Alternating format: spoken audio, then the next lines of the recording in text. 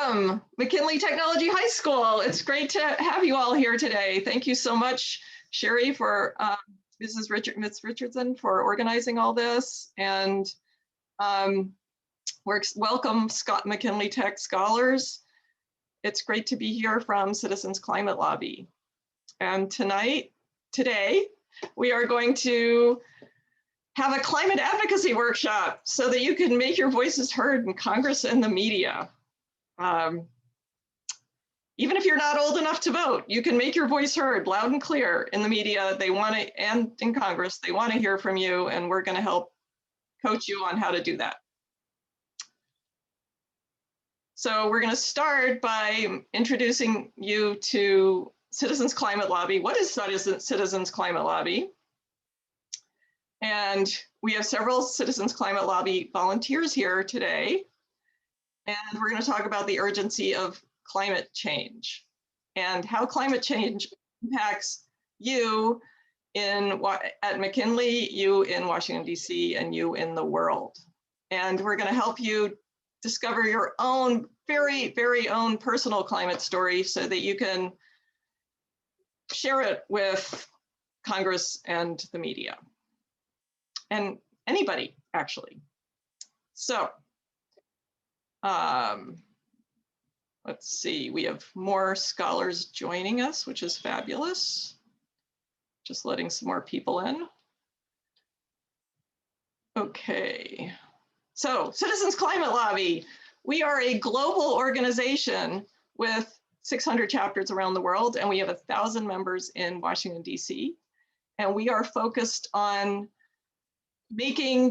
solving the climate crisis with nonpartisan climate solutions through grassroots action. And grassroots actions means each one of us here in this room, people, all the people, the 340 million Americans, the 7 billion people on the planet, we think that the people are very powerful, and we want to channel that power towards solutions for climate change. And what we do to do that is we train people to exercise their personal power, because you take math class and English class, but you don't take personal and political power class, or at least I never did. Maybe you guys do. Well, actually, you're here, so I guess you do. You guys, McKinley's a great school, so yay, McKinley. So we love helping people find their voice. And our values are personal power, relationships, integrity, optimism, diversity, being nonpartisan. And that means talking to people that might not agree with us and being respectful of people that don't agree with us. So we teach people to talk to people that agree with us and people that don't agree with us. And so that's a really good skill to have in life in general, whether you're talking about the climate or not. In Washington, D.C., our congressional representative is Eleanor Holmes Norton. And in this photograph, you can see 4 volunteers with Citizens Climate Lobby talking to Representative Norton about climate change. And Jerome Foster graduated from Washington Leadership Academy a couple of years ago, and he's now working at the White House. And Eleanor Holmes Norton is a big advocate for climate change. We just did a town hall with her yesterday, and she's very passionate about climate change and doing something about it and helping the citizens of DC and fighting for statehood.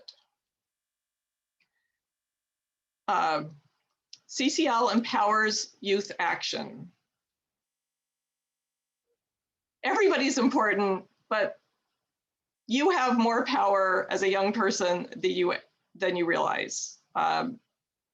People in Congress love hearing from young people, and as the future, you're going to be bearing the heaviest burden of climate change. So we want to hear your voices, and we need your voices.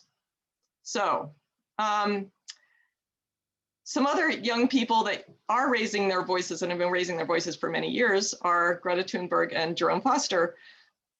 Have you heard of Greta and Jerome? So this is Greta a few years ago striking all by herself for climate in front of the Swedish parliament. And then a year or so later, she was in the halls in Washington, D.C. on Capitol Hill,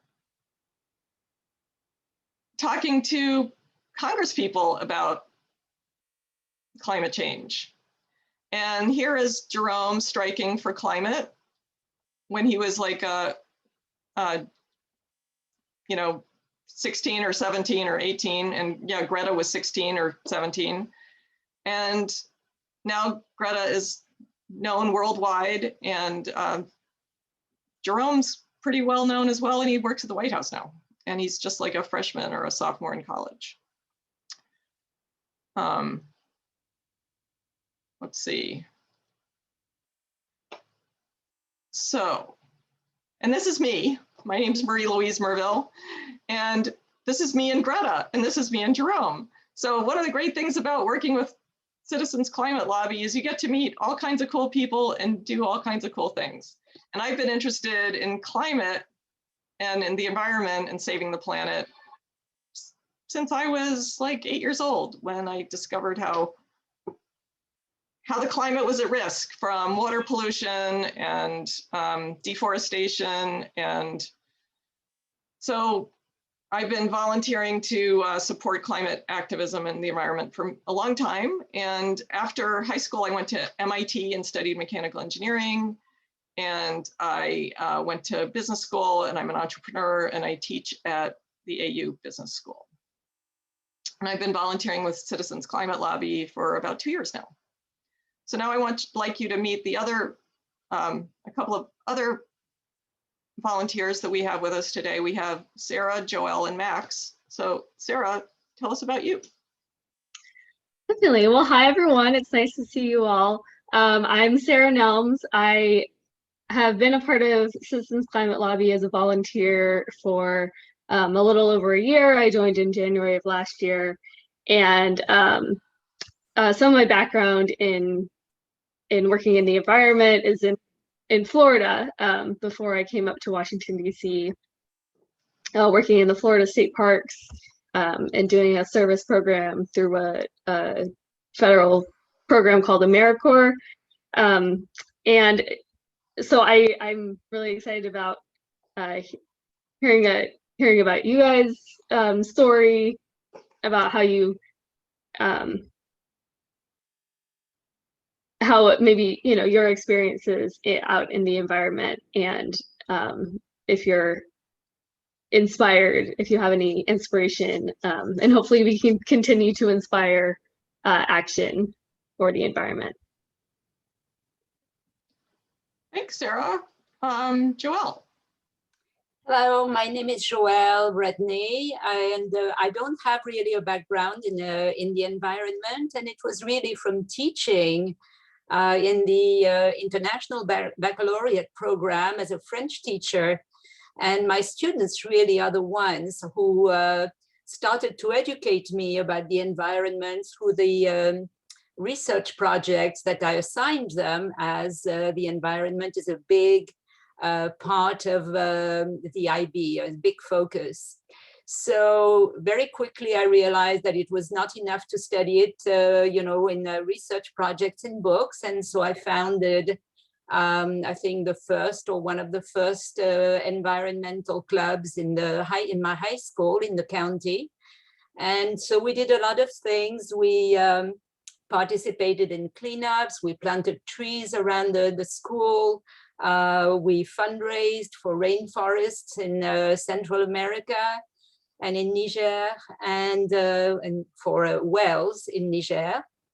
And so when I retired, it was only natural for me to sign up with Citizens Climate Lobby. I have been a member for a couple of years, and it's a wonderful group of people, so as optimistic and also so willing to speak to people who do not have the same opinion. So I think it's a great place to be. Thanks, Joelle. So happy to be here. Thanks. Max. Hey y'all, Max Broad here. I am the co-leader of the DC chapter of Citizens Climate Lobby. Really good to be here with you. And what you see pictured here is my trip to Mexico that I did when I was in college. And I took off some time from college to go study Spanish and travel in Mexico. And I had a really amazing experience. But part of what was so defining about that moment in my life was that it was right as I was settling on my major in environmental studies in college. And I was becoming more and more passionate about environmental issues. And what stood out to me in Mexico, something really surprised me. The family that I lived with, that's pictured in the top picture, it was evident that they were light years ahead of standard U.S. practices with, resource conservation, whether it was only turning on lights when they were inside the room and not using any other energy, or switching to energy efficient appliances like light bulbs, or they even, if you went to the rooftops of the cities, you would see passive solar water heaters on top of every rooftop that collected energy from the sun to heat the water. And it was clear that it wasn't just the family here that I was living with. It was a network, a culture of energy conservation and limited resource consumption.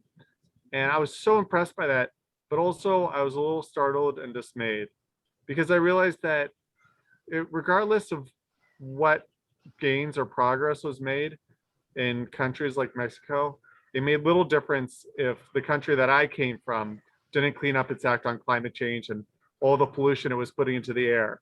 So I became resolved to come back to the US and lead climate action to get our country to clean up its act on addressing climate change. Thanks, Max. Okay, Sarah. Okay, yeah, so I'm just going to do a little quick poll to get to know more about you guys, and you can just put your number in the chat on how familiar you are already with the facts and science of climate change. So you can put a 1 if you have no idea, 2 if you know a little bit, and then 3, you're an expert on climate change. Yeah, so go ahead and put that in the chat.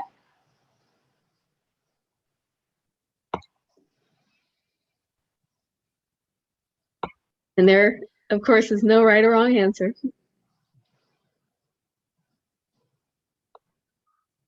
Okay, mostly 2s. Okay, know a little, yeah. I'm gonna put a 2 in there as well, because I would say I'm not an expert, but I know a little and I'm always wanting to learn more. And yeah, you can continue to put that in there if you would like, but I'm gonna go on. So awesome, yeah, just gave me a little bit of an idea of where you guys are at. That's great. So just a little bit of background on the greenhouse effect, since most of you guys know a little bit about climate change, is just that sunlight reaches the earth, some of the energy is reflected back into space, some of it is absorbed into the atmosphere, and most of the heat is absorbed by greenhouse gases, and then that's what warms the earth. If we were in a stable climate, the energy leaving or coming in to the earth and leaving would be the same, but because of the emission of greenhouse gases that is caused by humans,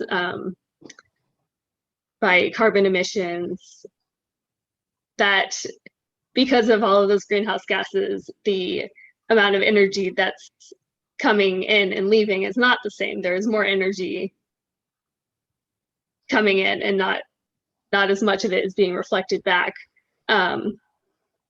So that is what causes climate change. But so that's something that scientists agree on, that climate change is happening, that it's caused by humans, and but they also agree that there is something that we can do about it as individuals, and most importantly, I would say, not just individually, but as a collective, making sure that our political power, that we have legislation that reduces the amount of carbon emissions, and we can use our power to get Congress to pass those legislation that will help our environment. Thanks, Sarah. Yeah. So, Oh yeah, and yeah. so sorry, just one more thing. So those are kind of the global effects of climate change. Yeah, and then Joelle is going to go into kind of the local effects and what we could see happening, the effects of climate change in DC. Yes, well, this is to basically show you, yeah, as Sarah just said, that it's not just something that's going to happen out there. It's something that's going to affect all of us. And so in many cities around the world, and especially in this country, are getting, plans to get climate ready, to become ready for, what's going to come no matter what. So in 2013, DC contracted with a number of climate and science experts to produce a climate ready plan. And so these pictures are based on this report, and they show, as you can see, they show you the effect that the storm surges and the increase in sea level are going to cause. We're at the confluence of two rivers, and we have two types of water events: river flooding, so that shows you the river flooding due to sea level rise, and also heavier and more intense rainstorms that are due to the melting of the ice caps and the sea level rise. So you can see that, of course, as you know, DC is built, parts of DC are built on landfill and are low-lying. And so you can see the red and the yellow areas that are going to be flooded if nothing, no measures are taken to curb our greenhouse gas emissions. And this is a picture also, the second one shows which parts of DC might get flooded. Even by now, the Jefferson and Martin Luther King memorials are sometimes, or at least the tidal basin gets flooded, or the banks are flooded several times a day, even so right now. So the DC and other governments in the region are getting ready to face this, to confront this. And DC has a law requiring 100% renewable energy by 2032. DC is actually quite advanced in climate readiness. So the next slide is related. This is really the effect of climate change on DC. And just as you could see in the previous slide, it is not going to affect each part of DC in the same way. Some areas are more low, lie a lot lower, and so will get more flooded. And then here, some areas are also going to be hotter and less comfortable to live. As you can see, some areas are in red. There was a 10 to 15 degree difference between Brooklyn and Rock Creek Park. Your school is about here, so it's in a kind of orange area. And usually, as usual, it's the poorer neighborhoods that will be affected the most, because very often there is less tree coverage. And the housing, also you have more houses that are not well insulated or that do not have air conditioning. So this is the extreme scenario. And so in case, if we do not do anything, if we do not do anything to curb climate change and to curb our emissions. So this is it. Thanks, Joelle. Yeah. Yeah, so there are, so where there's no trees, it's a lot hotter, basically. And so it's very important to preserve trees, but with more and more development, more and more trees have been lost, which is bad on many levels. But in Ward 8, it turns out that there's lots of trees, that it would be great if people had spent more time in nature and appreciated the value of trees and how beautiful and lovely and calming, and especially in the summertime, going into nature is really great. So there's a lot of things that each one of you could possibly do over the summer and year round and going into the future to get involved with preserving the trees and teaching people to appreciate the trees so that we take them more seriously and protect them. So after today, I'll give you a link to how for you to get involved with protecting the trees in Ward 8. And yesterday we had a Citizens Climate Lobby hosted a town hall with Eleanor Holmes Norton, and she's very passionate about climate change. She understands how serious it is for DC and the United States and the world.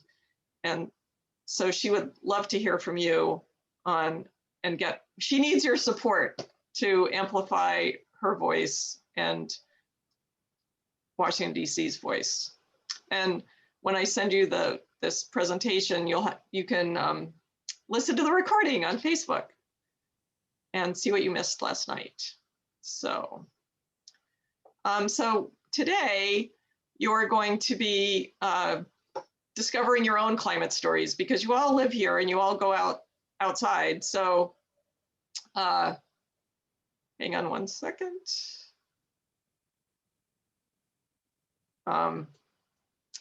Yeah, so what is your climate story? What is your experience in nature? Do you have any favorite memories in Washington, DC, or in Maryland, Virginia, or anywhere else on the planet? When you think about climate and nature, do you have any favorite memories or worst memories, like when it was so hot you couldn't, it was just so hot you couldn't sleep, or you went somewhere that was really beautiful? People, places, things. We want you to discover your own story and be able to tell it and say how important nature and the climate is to you, and how you're concerned about what's going to happen if we don't take action sooner than later. And it's important, we talk about stories because telling people a story, especially an autobiographical story, is incredibly powerful. If you just recite facts, people fall asleep. But if you bring those facts to life and how they impact you personally, they can generally relate to that and will feel like, oh my God, I have to do something right now. But you don't want to scare people too much. You want people to be able to say, oh wow, this is serious, but if we act now, we can make this better. So this is an example of a story that Joelle wrote. Joelle? Yeah. So yeah, I wrote this little story a little while ago, and actually Marie-Louise edited it also quite a bit, so it improved it quite a bit. But I wrote it on something I really like to do, a part of the DC that I really like, which is East Potomac Park. I'm just going to read a couple of sentences. I love to walk my dog, very common activity in DC, along the Potomac and Anacostia rivers. On clear days, East Potomac Park has fresh breezes and panoramic views. It's a special treat to peek into the fishermen's pails to see their catch of the day. DC locals love this park all year long for fishing, golfing, grilling, picnicking with their families. Whenever you go, you can see a lot of people. Now, the thing, I could have written something about climate change and just quoted some statistics, and but I chose to. I know that people really, the media especially, and we all want to see how it affects us, how it affects real people, not just how it affects the statistics and big articles. So this is, I just want to to show people how what it feels like to see the benches completely submerged. To know that in a few years, we will not be able to do all these activities. So this is how I wrote my little article. Thanks, Joelle. So yeah, so now in any second now, you guys are going to start writing your own story. And then while your story is going to be interesting to all your friends and family and classmates and everybody, it's a special skill to write a letter to the editor. So that's to get your story printed in the Washington Post or the New York Times or somewhere. It's a special skill to get it published. So that's what we're going to focus on in the breakout rooms. And when you write a letter to the editor, you're going to reference something in the news, like go to WashingtonPost.com and search on climate and see what's happening in the news right now. Perhaps a story that was in the Washington Post so that you can refer to that, and then transition in your letter how that relates to you. And then you're going to identify a solution, a call to action. So what can Congress do about this? What can citizens do about this? And it's got to be short. So it's a real skill to say a lot in a very short number of words. 150 word limit is the target. And then there's also techniques for submitting to newspapers, the Washington Post versus other publications, of which there are many publications. And Citizens Climate Lobby, if you go to our website, we offer all these shortcuts so you could submit to 20 newspapers all at once, just with the click of a button. And then after that, you want to see if it was published and then share with all your friends or share with social media so that you get the word out and amplify your voice. And here's some examples of letters to the editor. Sarah, Joelle, and I have all had letters published recently. So, and again, I'll send you this document so you can read them, but we've gotten them published, so you can too.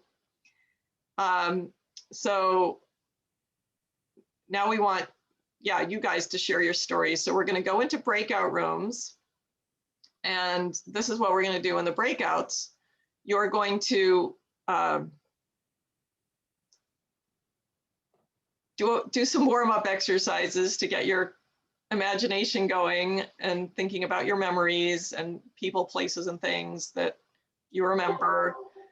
Then we're going to talk about your memories a little bit in the breakout room, and then you're going to do a writing exercise where you're going to think of all those amazing memories. I'm going to focus on this one and why it's important to you, why it's important to not just you, but lots of people just like you in the community, and share highlights in the room. And then afterwards, you'll be able to edit and refine what you've started, because it's hard to do the entire thing in just 20 or 25 minutes.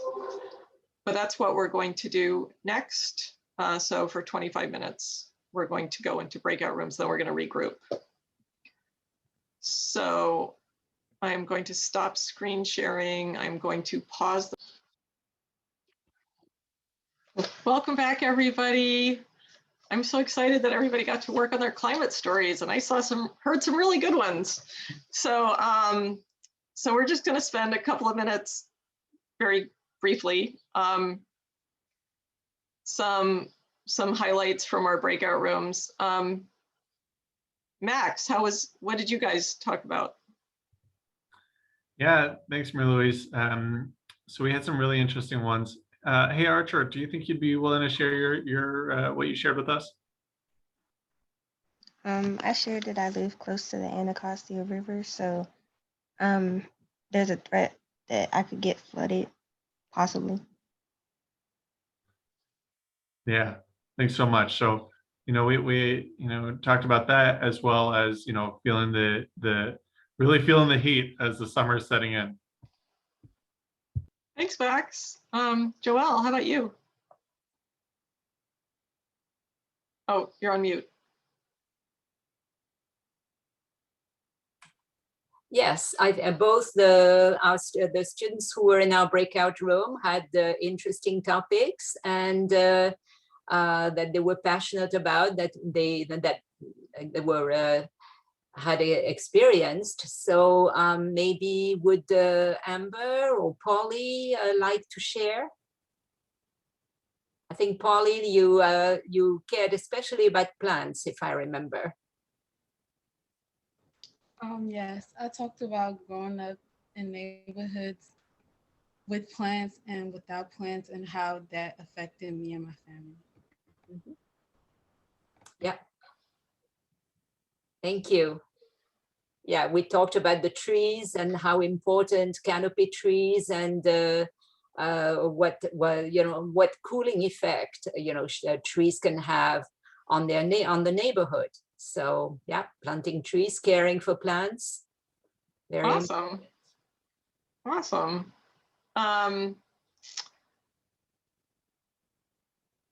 Let's see, Nicole, do you want to share your story?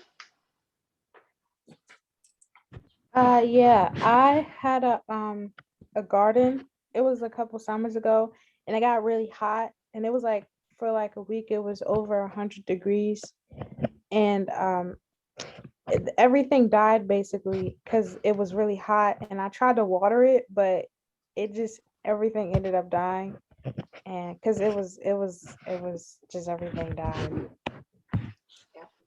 Thanks, Nicole. Alachi, do you want to share anything?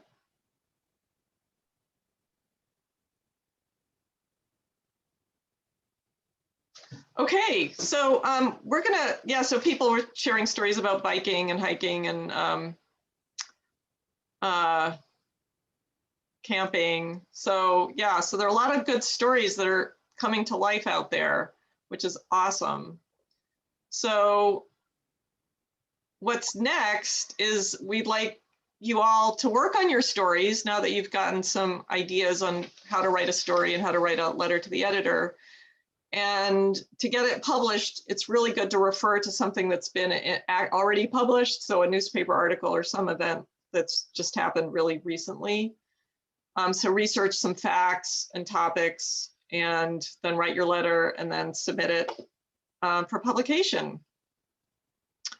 And we've got some tools at Citizens Climate Lobby to help you do that. So I'll send a link to Ms. Richardson so she can share it with everybody. And there are lots of other great resources at citizensclimatelobby.org. This weekend, we've got Citizens Climate Lobby Conference coming up.